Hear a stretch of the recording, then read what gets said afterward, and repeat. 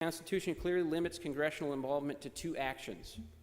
Number one, once 2/3 of the states have filed an application, Congress shall call a convention for proposing amendments. And remember, a call is an invitation.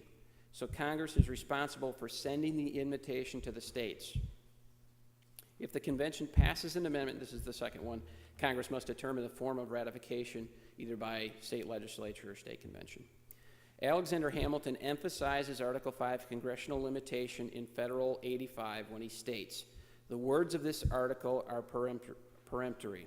The Congress shall call a convention," and I underline this in everything I put. Nothing in this particular is left to the discretion of that body. Nothing. So when we go back to the first option with a call, nothing in that option is just up to the discretion of Congress. It's right there in the Federalist Papers. Article 5 provides direct authorization for the states to take action without any intrusion from the federal government in any way outside of the two things that were specified in the Constitution. The Supreme Court has had a significant number of rulings around Article 5. We don't have time to go through all the specifics on that, but it's important to note that the courts step in when there is an absence of clarity.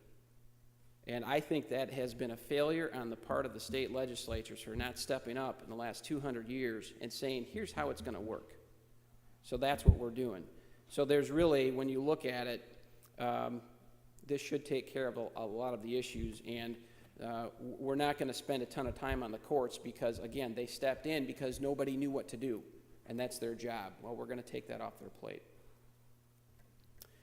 What's most important is that the Constitution clearly gives the states the power to define the entire process of the state amendment option. Congress is to send the invitation and decide between the two ratification methods. That's it.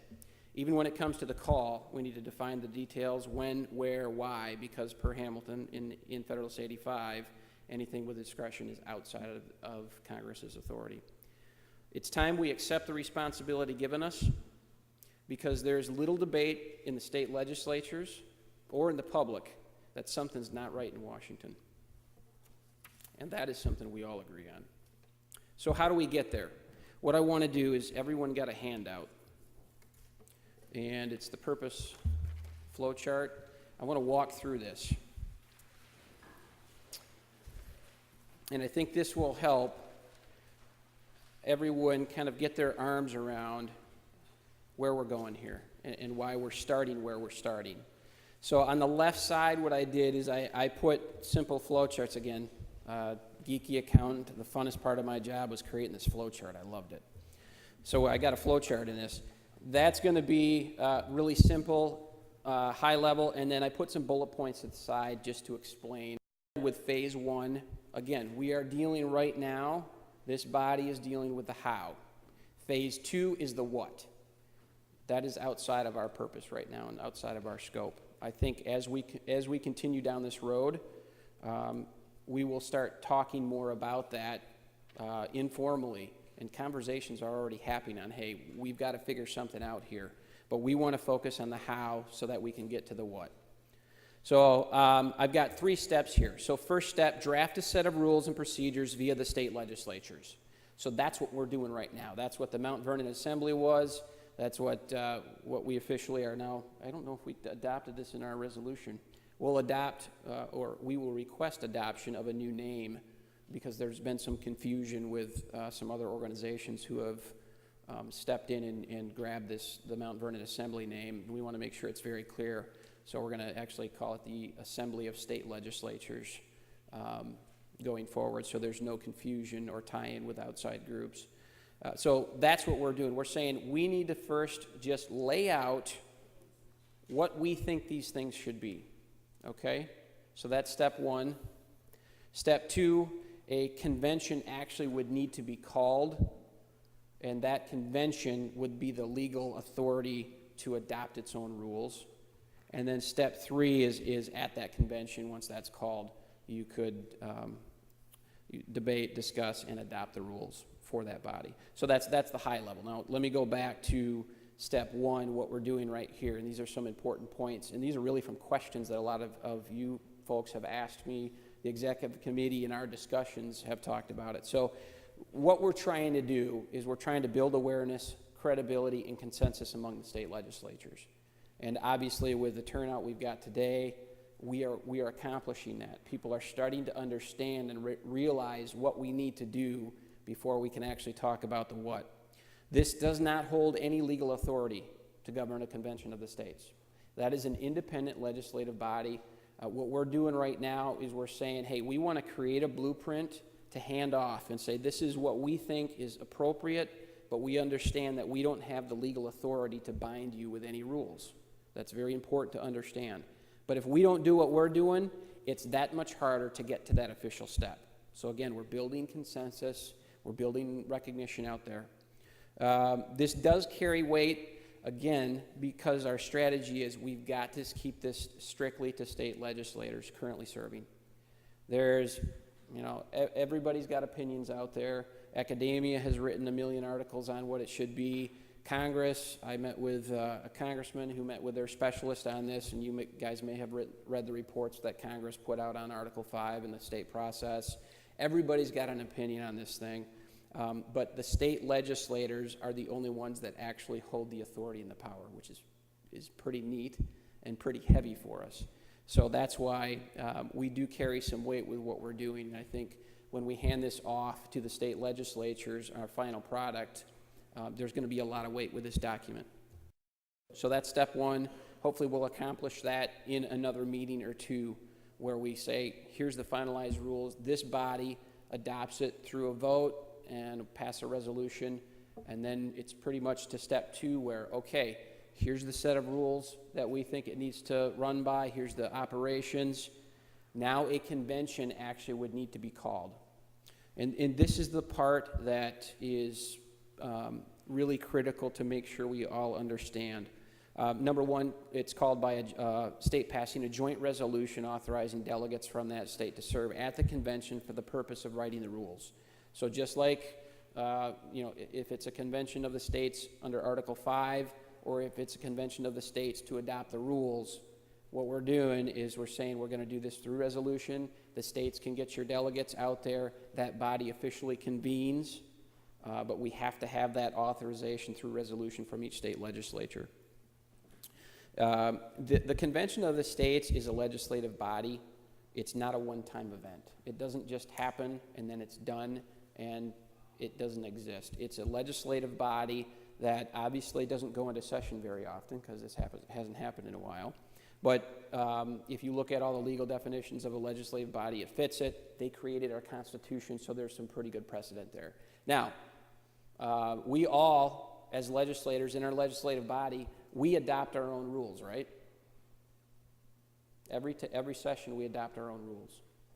So we want this body to get together and convene to adopt the rules. In order to do that, it has to be official, though. So through the resolution, we'll call the body.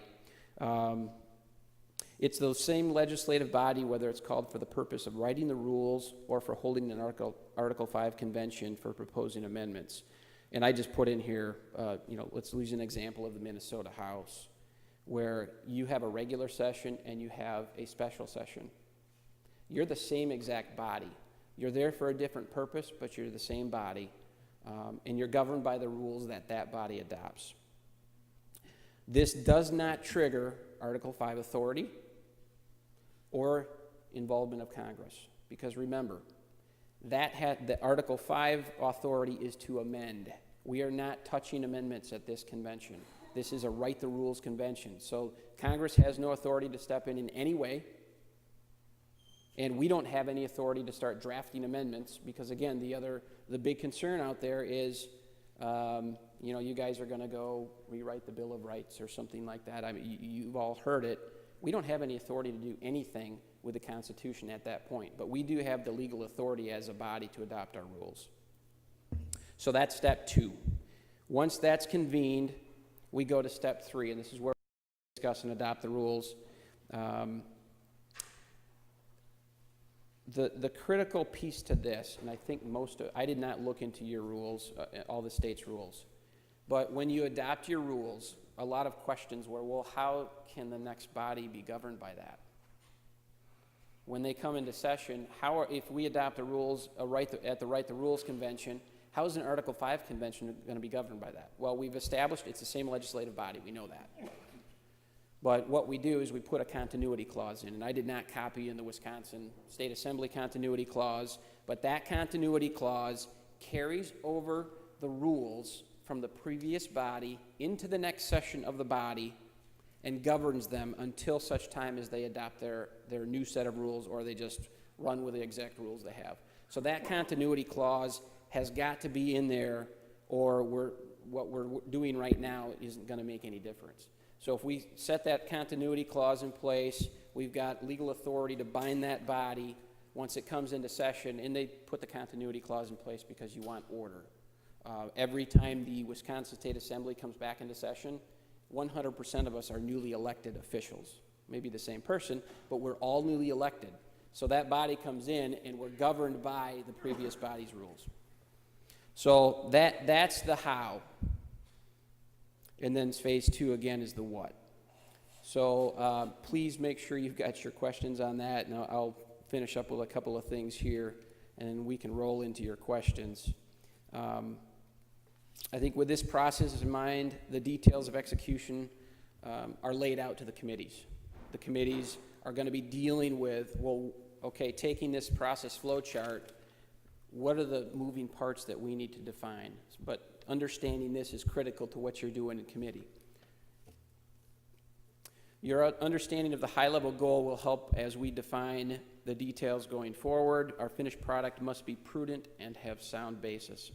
And that's why we're not going to get this done today. This is the Constitution of the United States, and we have to be very cautious. And as we go through this process, we're going to make sure that anything we put down is debated and discussed and debated and discussed, and the final product is solid. We don't expect the committees to get through everything today. You will find that as the discussions begin to unfold, there are a lot of details that will start coming up. Just having discussions last night even. Me and Jason were talking with some other people, and the conversation, once you get it rolling, you'll be amazed at how it just goes. And it's being a policy wonk, it's like I'm in my heyday doing this thing. So I'm sure you guys are here policy wonky too, and you'll enjoy it just as much as I do.